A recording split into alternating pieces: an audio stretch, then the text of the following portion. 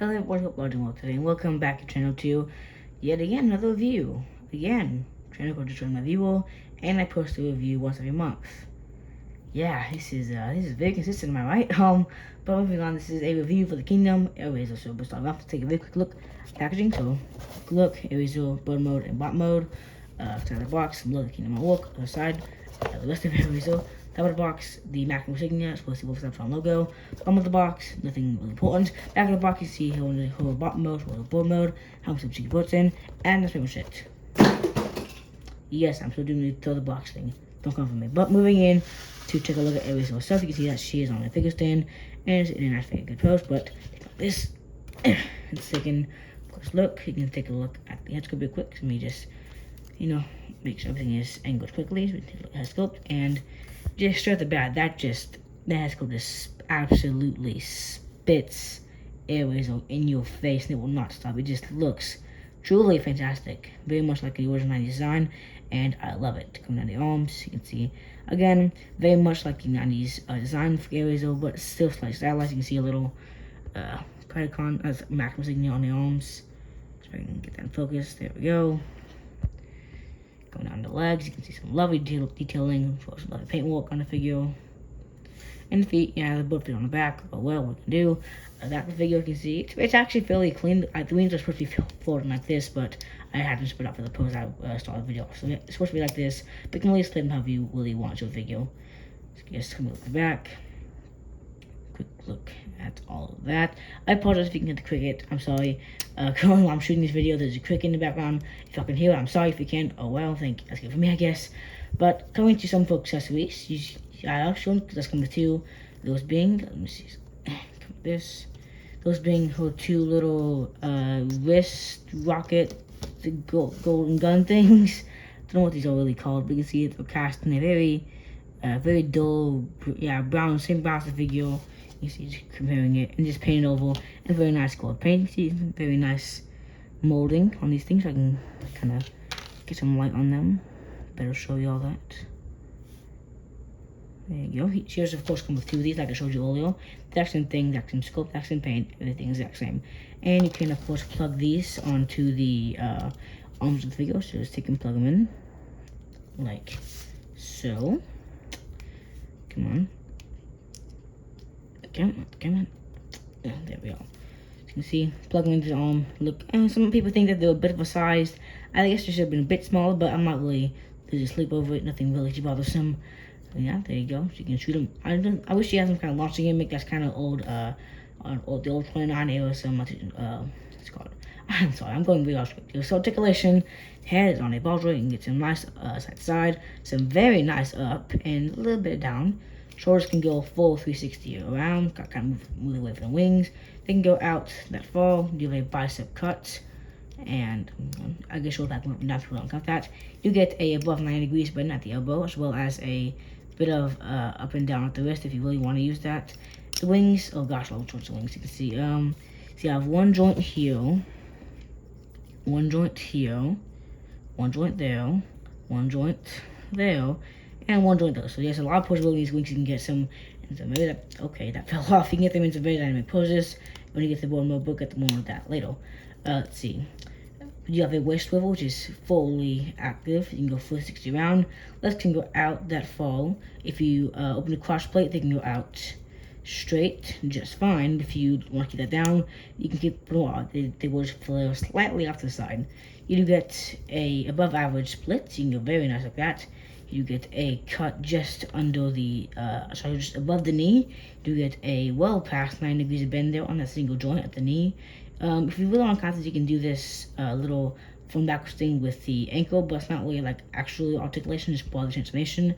And so the actual foot is on the ball joint, so you can get some lovely swivel of that, bit of up and down, and a bit of tilted. So, I think for a looks size figure, especially a fembot, she is very poseable, and I definitely do appreciate that. So overall, I think the posability is truly fantastic. Transformation on Airazer is actually a very fun one. Not too complex, not too simple, just the right amount. Getting the head to probably tap in with the back can be a little troublesome, but if you do enough, you can easily get it in. And the resulting hawk mode actually is like fairly decent. Just taking a look at it. Take off the thing real quick. There we go. A quick little note: if you do get this figure, you might want to buy a stand to stand because this figure does look much better with a stand. Just a little tip there. So, coming folks, look at the figure. Take a look at the head. You can see, much like most of these Kingdom figures, head sculpt is very realistic for the actual Falcon look like in real life. Looks very nice, very authentic. Setting aside, very beautiful. The beak can open, but it is a pain, absolute pain. Because that's what I could do. I could take some sort of sword. In this case, the sword from the Dark of the Moon Studio Series Optimus Prime, custom painted, and just dig it in there until you can open the beak. So try and just come on. There we go. So you can see the beak is open a fairly decent amount. There you go. The wings, they are very nice from the top side. Of course, all these little hinges though might bug some people. It doesn't bug me at all. I think it looks fine. Feels like very coherent and very, of course, realistic. On the side, again, very realistic. The only thing that bugs me, this big old pan right here, it's kind of annoying and overly big, but besides that, everything is look nice. Underbelly is, I mean, what do you expect? It's a beast form. So, I mean, you're always kind of ugly undercarriage, but you know, for decency's sake, I think it's actually a pretty good undercarriage. Top of the figure, you can see it does look fairly coherent. All the feathering detailing is, you know, it matches up really well with the rest of the figure and what Falcon will look like in real life. Back of the figure, again, kind of ugly, but you know what are we gonna do? You're never gonna be selling the figure like this, so it's not really that big of a deal. Articulation, like I showed you earlier, the beak can open and close, but I just close it and not open again. Head can swivel for all the way around. You get a bend at the neck, which can go pretty far down. All the previous movement that I showed you with the wings, you know, all those hinges you can access in this mode. All that. Nothing over here. You do get a flap at the tail fins. You can move that up and down. The legs, you can, if you kind of uncontrol me, you can kind of hinge them out, kind of move these needles just a little bit, but mainly what you're at least supposed to have, if you have everything transformed properly, is just one of the bulge on here and this little hinge right here. So I think, you know, for blood mode, it's actually fairly posable, my point of view at least. So weapon storage can take the take the little rockets. You can take them and plug them into the leg each side. Sticking up that side, of course. Okay, I just fell on the floor. Hold on. Sorry about that. I just fell on the floor. Okay, come on, get in there. And there you go, up in storage. Of course, I mean, it's again, it's a beast form. It's not going to always be perfect, but I think, you know, it hides fairly well, especially the tail fin. So thank you everybody. That's my review for the Transformers Kingdom airazer. And you know, I think she's a fantastic little figure. Of course, like most of these Kingdom figures, she's not, of course, you know, 1-to-1 for the Beast Wars 90s sheet design, but I think she gets definitely close enough, and everything that's stylized just looks a bit better. And both modes are absolutely fantastic. They both handle and feel fantastic. Plastic quality feels great. Articulation in both modes is actually surprisingly great, especially for a fembot. Of course, the realistic look does make some compromises, like the how do you say, I can't speak, yes, the realistic look can make some compromises, but I think it's worth it in the end. So ultimately, would recommend airazer?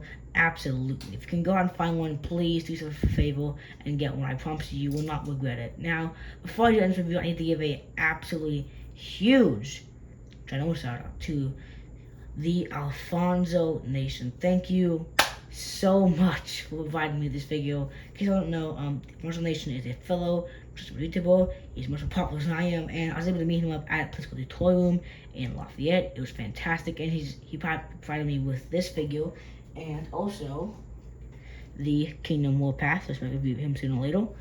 So yes, again, thank you, Alfonso, so much. It was a pleasure meeting you, and thank you again so much for providing me with the airazer and Warpath. So yeah, guys, that's pretty much it. Let me know if y'all did enjoy this kind of more fast-paced review style. Like I said in the last few videos, I'm trying to experiment with how I do my reviews, my videos. If you like fast format, kind of slow, more detailed, just let me know in the comment section below which one you prefer, and we will go from there. That being said, thank you all so much for tuning in. I'll see you on the next one. Bye, guys. Have a good day. See you later.